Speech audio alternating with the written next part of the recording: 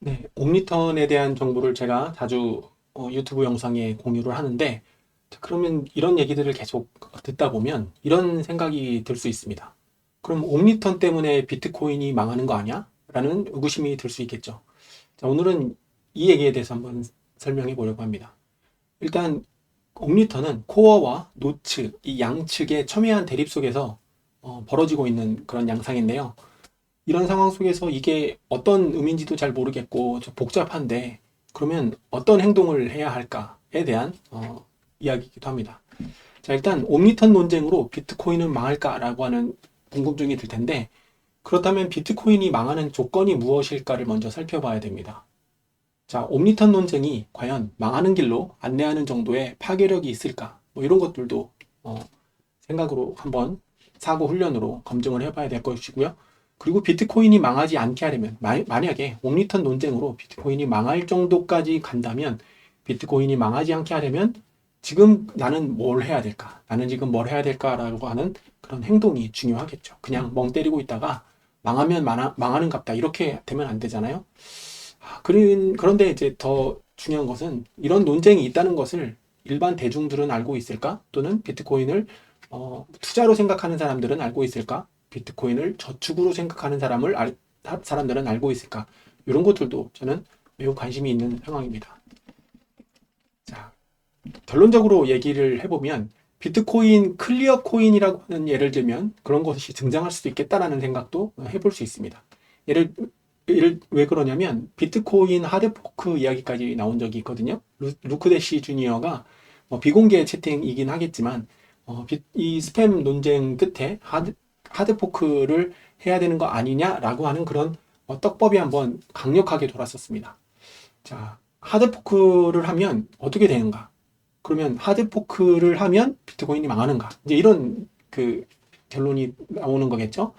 일단 하드포크를 하면 어떤 상황이 될지는 아무도 모릅니다. 하지만 역사에서 우리가 살펴볼 수 있을 것 같은데, 블록 사이즈에서 경험한 것과 같이 하드포크는 새로운 체인이 생깁니다. 자, 예를 들어서 비트코인 메인넷이 있어요.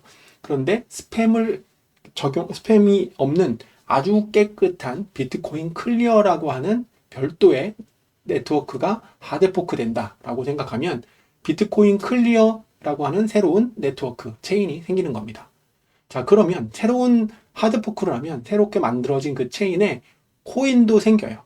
그러니까 비트코인 네트워크에 비트코인이 코인이잖아요. 이것을 하드포크하면 비트코인 클리어 네트워크가 만들어지면서 그 체인의 보상인 새로운 코인이 생깁니다. 그 이름을 가칭 비트코인 클리어라고 해봅시다. 그러면 스팸 없이 청결한 비트코인 클리어 같은 체인이 등장하고 클리어 코인이 나오는 거예요.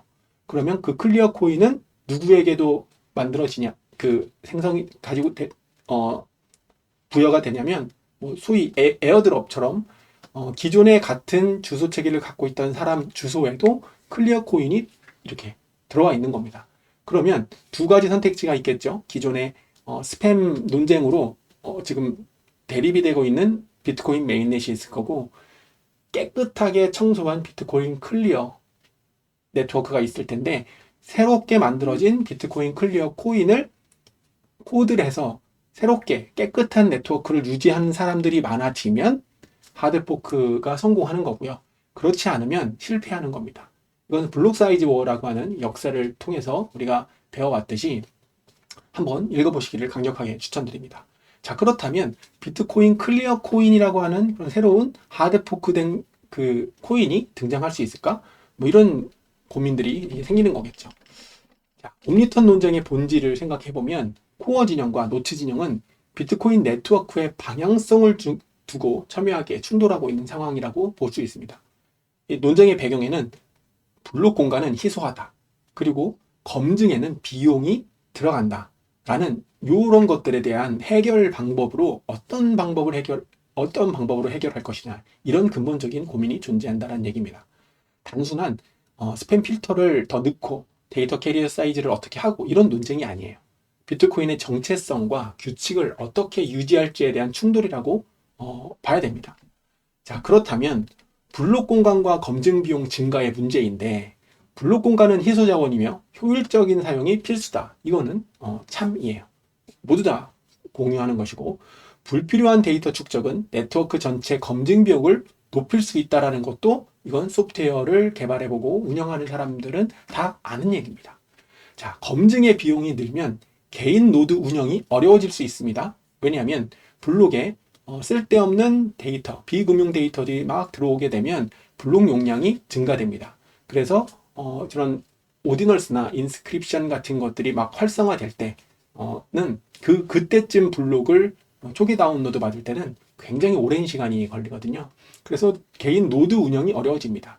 그래서 요즘 플로드를 만드는 분들께 1TB는 좀 부족하다. 이제 거의 800GB 가량 블록 IBD라고 해서 이니셜 블록 다운로드 되는 용량이 거의 800기가 정도 되기 때문에 1TB는 뭐 길어야 한 3년 정도 남았다 이렇게 추정하는 사람들이 있고요. 그래서 시작할 때 그냥 넉넉하게 2TB를 가지고 시작하라 라고 제안하는 사람들이 많아지고 있습니다.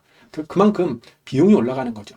SSD 또는 하드디스크를 더 큰 용량으로 사야 되기 때문에 개인의 노드 운영이 어려워지고, 이것은 결국 주권 노드 참여가 약화되는 것은 분명합니다. 더 많아질 수 있는데 노드가 더 많아져서 개인 주권을 직접 컨트롤할 수 있는 사람이 많아지고, 분산 장부가 많아지고, 그다음에 블록을 검증할 수 있는 사람들이 많아져야 그 생태계가 굳건하게 유지되는데, 노드 참여가 약화되면, 노드 가격이 올라가서 노드 수가 줄어들게 되면 큰 문제가 될 수도 있죠. 예를 들어서 요즘은 뭐 오드로이드나 뭐 미니 PC, X86 기반의 미니 PC 이런 것들을 많이 사용하지만, 과거 버전은 라즈베리 파이 4, 라즈베리 파이 5 뭐 이런 것들을 가지고 운영하는 사람들이 많습니다. 그것은 굉장히 오래된 노드들이고, 이 오래된 노드들이 다 한순간에 사라지는 시점이 있을 텐데, 그 시점은 이니셜 블록 다운로드가 1TB가 넘어가게 되면 그 노드는 정지될 거예요. 왜? 공간이 없기 때문에. 그러니까 노드를 운영할 수 있는 공간이 많아지면 노드 수가 한 번에 팍 줄어들고, 그냥 틀어놓고 잊어버리고 있던 사람들이 노드가 다 죽어버리는 상황이 한 3, 4년 안에 올 수 있다라고 그렇게 주장을 하고 있습니다. 자, 이렇게 되는 것은 팩트인데, 그렇다고 해서 스팸을 기술적으로 100% 막는 것은 불가능하다. 사실 이러한 객관적인 사실을 인정하는 것이 스팸 논쟁의 핵심이라고 보면 됩니다. 자, 그래서 이거를 해결하기 위해서 노치 진영에, 좀 극단적인 노치 진영에 있는 사람들은 DIP444를 제출을 했고, 이것을 운영하기 위해서 소프트 포크를 하겠다라는 주장까지 지금 하고 있습니다. 자, 그래서 개발자 진영에서는 소프트 가능성까지 언급되고 있는 상황이 현재 상황이고요. 긴장도가 매우 높다라는 개인적인 그런 판단이 있습니다. 그리고 앞에서 말씀드렸지만 해프닝이었겠지만 잠시 언급됐던 하드포크 가능성도 아예 없지 않습니다. 미친 척하고 하드포크 해서 비트코인 클리어 네트워크 만들고, 새로운 비트코인 클리어 코인을 만들어서 이거는 깨끗한 스팸 없는 그런 체인이에요라고 노츠 측에서 그렇게 들고 나올 수도 있는 겁니다. 그런 가능성이 없진 않아요. 근데 만약에 하드포크가 되는 순간 커뮤니티는 엄청나게 활활 타오를 겁니다. 그래서 불안감이 있는 거라고 볼 수 있겠죠. 자, 근데 잘 생각을 해보면 이런 충돌은 중앙 권력이 없는 구조에서 자연스럽게 발생하는 조정 과정이면서도 조정 과정이라고 볼 수 있습니다. 그러니까 누가 결정을 해서, 자, 스팸은 이제부터 없는 거야 라고, 그리고 이거는 스팸이라고 우리가 정의해서 그 필터를 넣을 거야 라고 하는 것이 중앙의 권력이라고 볼 수 있는 겁니다. 물론 코어 버전 30을 업데이트 할 때도 이걸 코어 대부 측에서 엄청난 반발이 있음에도 불구하고 중앙 권력을 이용해서 업데이트를 해버렸기 때문에 지금 이 사단이 난 것처럼 중앙 권력이 있지만 완벽한 구조가 아닌 상태에서 일어나는 해프닝이라는 것도 이해를 할 필요가 있습니다. 자, 그럼에도 불구하고 설마 하드포크라는 불안은 여전히 존재하죠. 가능성이 0은 아니니까요. 자, 그렇다면 우리는 어떻게 행동을 해야 될까? 비트코인 네트워크의 미래는 말로 하는 논평이 아니라 검증에서 결정됩니다. 이걸 더 나가면 코어 대부 측에서는, 야, 니네 말로만 떠들지 말고 코드로 말을 해. 코드를 개발해서 PR, 플리캐스트를 올려. 그러면 그걸 검토해서 코어 측에 넣을지 말지를 우리가 판단할게 라고 해서 말로 떠들지 말고 코드로 짜라, 이렇게 해서 비판을 강력하게 하는 부류들도 있습니다. 그러니까 코드를 짜지 못하는 놈들은 떠들지도 마라 라는 그런 뉘앙스로 받아들였는데, 엄밀히 얘기하면 이런 논평도 필요하지만 이 논평 이전에 검증해서 결정된다라는 그런 명확한 팩트를 알아야 됩니다. 자, 이게 무슨 얘기냐면, 자, 어떤 개발자가 옳은지 말로 판단하는 것은 네트워크 규칙에 아무런 영향을 미치지 못합니다. 그러니까 여기는 규칙에 영향을 미치지 못한다는 거예요. 분위기를 휩쓸게 한다든가 아니면 사람의 생각을 바꿀 수는 있지만 규칙에는 영향을 못 미치는 거예요. 이 두 가지를 분리하셔야 됩니다. 사회공학적으로 사람들의 마음을 움직여서 여론을 조성하는 것은 가능하지만 네트워크가 동작하는 그 코드상 규칙은 말로만 떠든다고 해서 영향이 있는 것은 아닙니다. 그러니까 디스코드에서 X에서 그냥 떠들어봐야 어떤 영향력도 나는 미칠 수가 없는 겁니다. 네트워크 규칙 기준으로 보면요. 자, 그래서 네트워크 규칙을 선택하는 권한은 누구한테 있느냐? 말로 떠드는 사람한테 있는 게 아니라 플로드를 돌리는 참여자에게만 있습니다. 이걸 명확하게 이해하셔야 돼요. 그래서 플로드 없이 하는 논평은 실질적 영향력도 없고 책임도 없다라는 걸 이해해야 됩니다.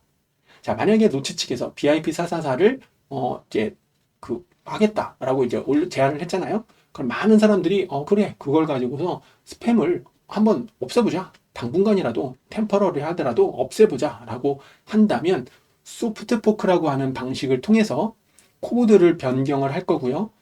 UASF라고 하는 유저 액티베이트 소프트 포크라고 하는 그런 행동을 하게 될 겁니다. 자, UASF를 진행할 때도 플로드를 위해 어떤 구현체를 돌릴 것이냐가 자신의 선택이 됩니다.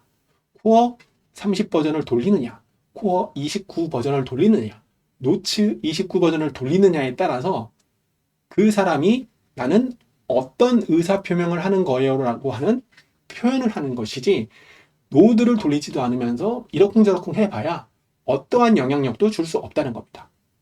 그래서 비트코인 네트워크에서 논평을 하고 그 논평이 실질적인 의미가 있으려면 플로드를 돌리는 사람만이 비트코인 네트워크의 검증자의 역할을 할 수 있기 때문에 플로드를 반드시 돌려야 된다라는 주장을 하고 싶습니다. 비트코인은 자유의 돈이고 자유는 행동하는 자가 쟁취하는 것입니다.